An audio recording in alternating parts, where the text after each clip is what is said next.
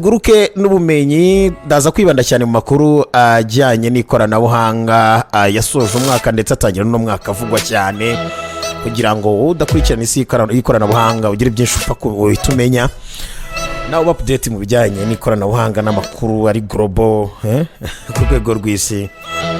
Mwumvise ibijyanye n'abahaka binjiriye Minisiteri ya Amerika impapuro z'ibanga aba n'abajura biba bakoresheje ikoranabuhanga. Bivugwa ko boherejwe n'Ubushinwa binjiye mu mashini ya Minisiteri y'Imari ya Leta Zunze Ubumwe za Amerika. Bawe by'inyandiko zimwe mu nyandiko zikomeye z'ibanga. Iyi Minisiteri rero y'Imari ya Leta Zunze Ubumwe za Amerika yatangaje ko abajura biba bakoresheje ikoranabuhanga boherejwe n'Abashinwa binjiye muri izo mashini nyine. Ni ibaruwa CNN dukesha iyi nkuru yabonye. Umukozi wa Minisiteri yavuze ko tariki 8 Ukuboza ku mwaka washize abashinzwe porogaramu yo hanze babamenyesheje ko abajura b'ikoranabuhanga binjiye mu mashini z'iyo Minisiteri biba impapuro z'ibanga. Minisiteri yemeje ko systeme yangiritse yahise ikurwaho kandi ibigo by'umutekano nk'ikigo cya CIA na FBI bari mu iperereza ry'iki kibazo nyine. Ikigo cyitwa Beyond Trust cyatanze porogaramu y'ikoranabuhanga Minisiteri ikoresha cyatangaje ko kirimo gukorana na polisi mu gukemura iki kibazo.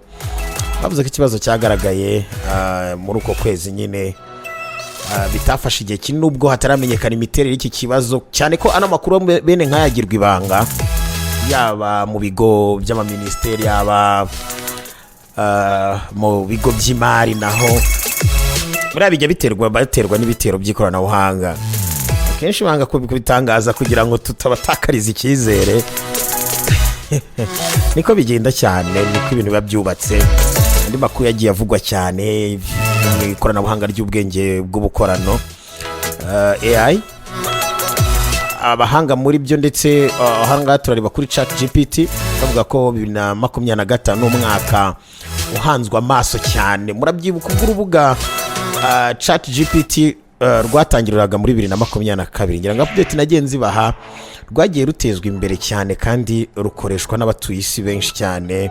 Bakaba hagiye kuzasohoka n'indi version ya 5 ChatGPT 5 nyuma yuko izayibanjije zakunzwe kandi zigakoreshwa cyane. Iterambere rya ChatGPT kuva yatangira ryakomeje gutanga umusaruro ufatika. ChatGPT bivuze Chat Generative Pre-trained Transformer. Icyo bivuze ni urubuga ruteye imbere mu by'ubwenge bw'ubukorano rwavumbuwe nk'umwe mu mishinga y'ubwenge bw'ubukorano bw'ikigo cyitwa OpenAI. ChatGPT rero izwiho kugira ubushobozi bwo kuganira n'uyikoresha ibiganiro bisa n'iby'abantu, ikabasha gusobanukirwa ibyo uyikoresha yibwiye kandi igasubiza ishingiye ku bushobozi ifite bwo guhuza amakuru menshi cyane no gukora ubushakashatsi mu kanya nk'ako guhumbya ikaguha ibisubizo bisobanutse. ChatGPT yakozwe mu buryo yabasha koroshya uko abantu bifashisha ubwenge bw'ubukorano bakora imirimo itandukanye nk'ubushakashatsi, kwandika porogaramu za mudasobwa n'ibindi byinshi. ChatGPT kandi kugeza ubu ni imwe muri porogaramu z'ubwenge bw'ubukorano zikoreshwa cyane ku isi hose. Ikaba kugeza ubu ikoreshwa n'abarenga miliyoni 300 buri cyumweru bayikoresha bihoraho nk'uko tubikesha igitangazamakuru The Verge. Verisiyo rero yari igezweho ni GPT 4. Bikaba rero byitezwe ko muri uno mwaka mushya twatangiye hazasohoka verisiyo ya 5 izaba ihambaye kandi nafasha kurusha yayibanjije birumvikana.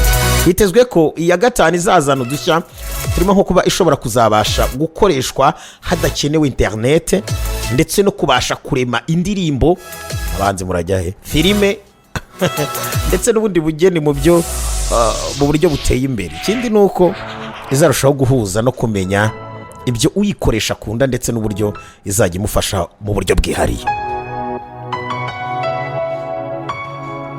Umuyobozi mukuru wa OpenAI Sam Altman hano yavuze ko iterambere rya ChatGPT izarushaho kunoza umugambi wo kurema umuyoboro mugari w'ikoreshwa ry'ubwenge bw'ubukorano. Ubwenge bw'ubukorano rero bukomeje gucyuza igihe imikorere ndetse n'imibereho yo mu myaka turimo kugenda dusigine hari abagenda basigara inyuma. ChatGPT irakataje mu kurima izi insi nshya aho ibintu byose bizajya bikorwa n'ubwenge karemano tudasize inyuma n'ubw'ubukorano. Tukiri rero ku bintu bijyanye n'ibi by'ubwenge bw'ubukorano, buriya hano nanone hari andi makuru yagiye agaragaza avuga ko ijisho rya mbere ry'ikoranabuhanga naryo ryitezweho guhindura ubuzima bw'abantu batabona.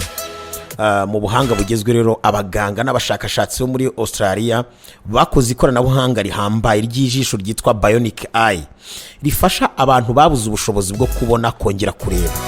Iki gikorwa cy'icyitegererezo rero kigamije cyane gufasha abafite ubumuga bwo kutabona, by'umwihariko ubumuga butewe n'indwara zifata imboni cyangwa se izangiza ubushobozi bw'amaso. Iri koranabuhanga rero ni irihe?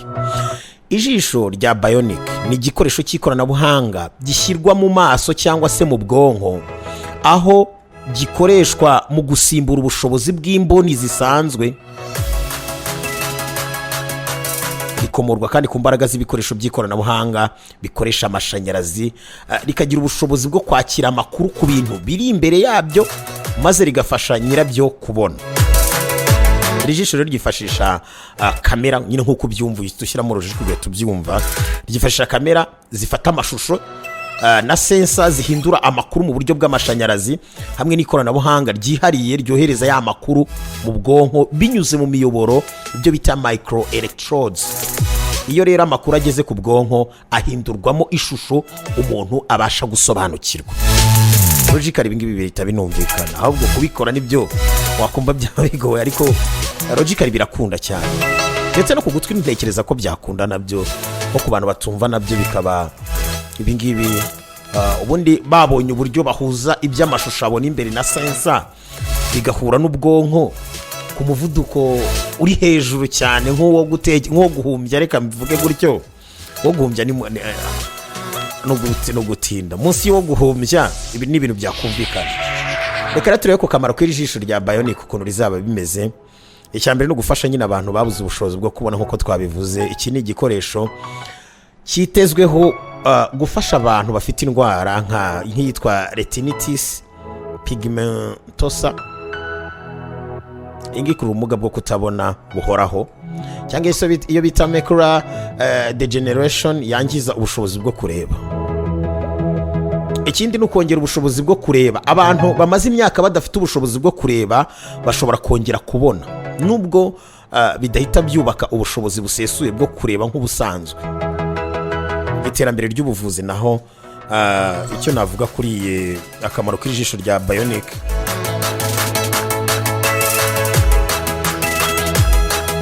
hazaba iterambere ry'ubuvuzi. Ni igikorwa cyerekana intambwe ikomeye mu buvuzi bw'ikoranabuhanga, kuko hari icyizere ko mu gihe kiri imbere rizakomeza kuvugururwa kugira ngo rifashe abantu benshi. Uko rikora rero, nk'uko yenda namwe mbibabwira, icya mbere rikenera kamera y'inyuma. Mu ijisho rya bionic rikoresha kamera yambikwa ku kirahure cyihariye. Kamera rero ifata amashusho maze ikohereza amakuru ku buryo bwa digitale mu mikorere y'ijisho rya bionic. Chip rero y'imbere mu ijisho ishyirwa imbere mu maso cyangwa se mu bwonko, ikaba ishinzwe guhindura amakuru y'amashusho mu buryo bw'amashanyarazi. Nk'uko nabikubwiye, ari ukohereza mu bwonko amakuru ava kuri ya chip, anyura mu miyoboro y'amaraso cyangwa se mu buryo bw'amashanyarazi, agahita ashyirwa mu bwonko. Ubwonko rero bubasha gusobanura amakuru, akabyongera mu bushobozi bwo kubona ishusho runaka. Uko abaganga rero bavuga ku bijyanye n'iri koranabuhanga,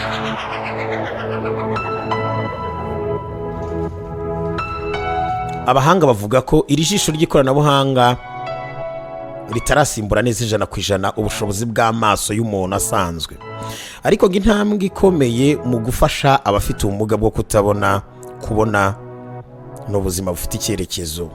Hari icyizere ko ibizongera amahirwe yo kubaho neza ku bantu babuze ubushobozi bwo kubona kubera impamvu zitandukanye, harimo indwara cyangwa se impanuka. Zimwe rero mu mbogamizi z'iri jisho harimo kuba ikoranabuhanga rya bionic rirahenze cyane, kandi rigikeneye amavugurura menshi ngo rijyane n'ubushobozi bwo kureba neza nk'ubw'amaso asanzwe. Cyakora ku rundi ruhande, abashakashatsi barimo gushaka uko bazagabanya ikiguzi cyaryo ndetse bagashyiraho uburyo bwo kongera imikorere yaryo ku buryo rizakoreshwa ku isi hose mu buryo bworoshye. ijisho rya bionic ni icyitegererezo cyerekana aho ikoranabuhanga n'ubuvuzi bigana mu myaka iri imbere. Rero rirahabwa amahirwe yo kugera ku baturage benshi kandi rikavugururwa mu buryo abantu benshi babasha kubagirira akamaro, bakagirwa akamaro n'ubwo buhanga buhambaye.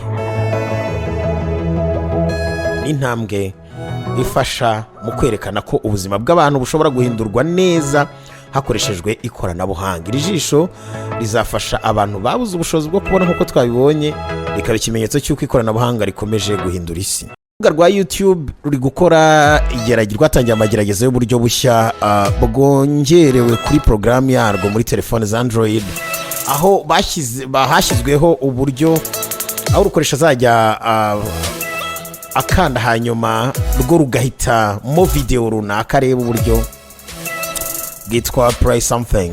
Ubundi busanzwe iyo ufunguye urubuga rwa YouTube uhita ubona video ushaka kureba cyangwa se ugashakisha izijyanye n'amahitamo yawe. Uburyo rero bushya bwo uzajya uhitirwamo video runaka.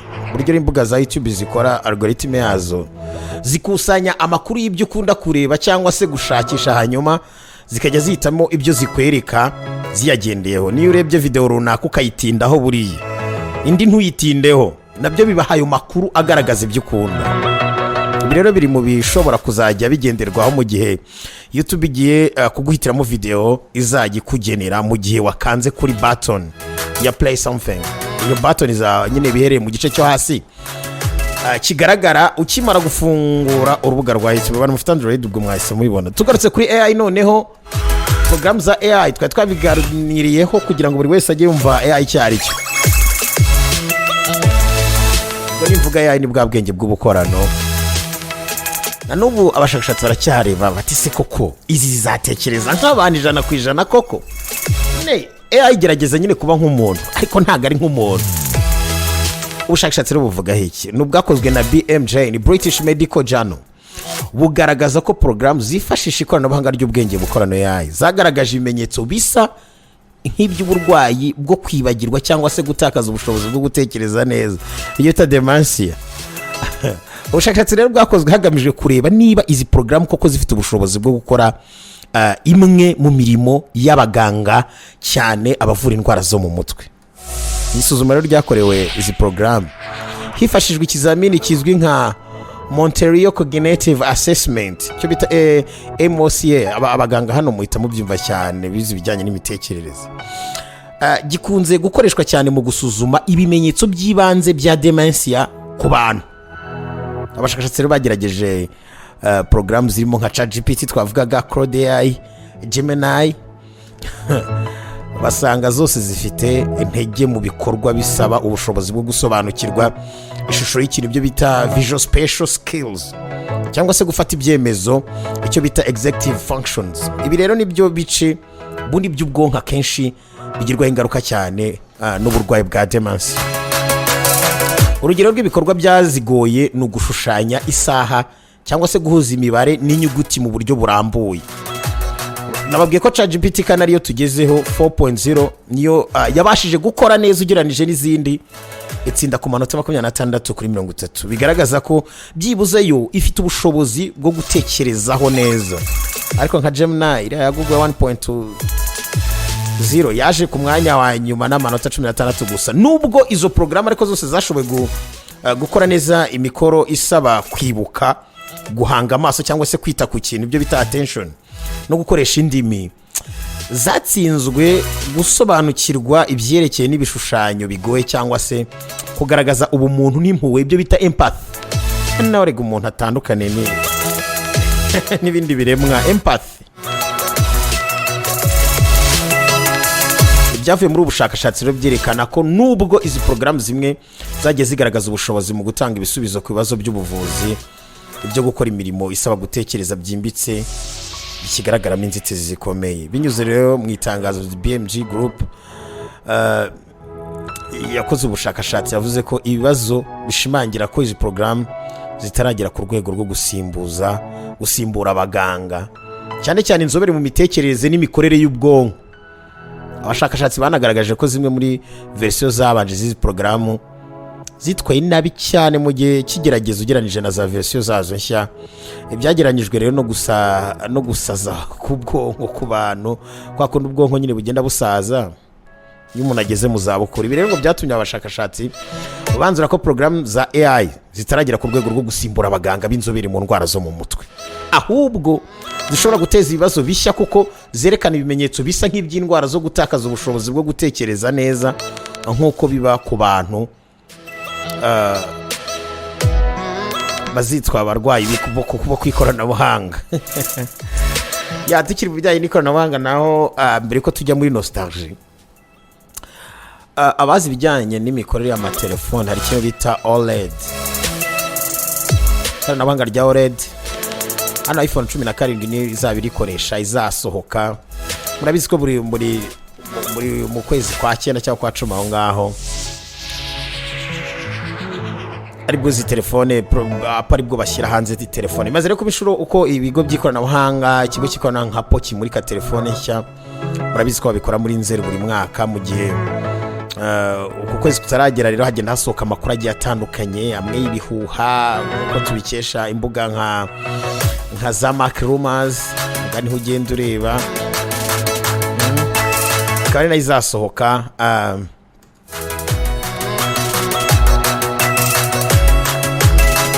muri ayo mezi. Rero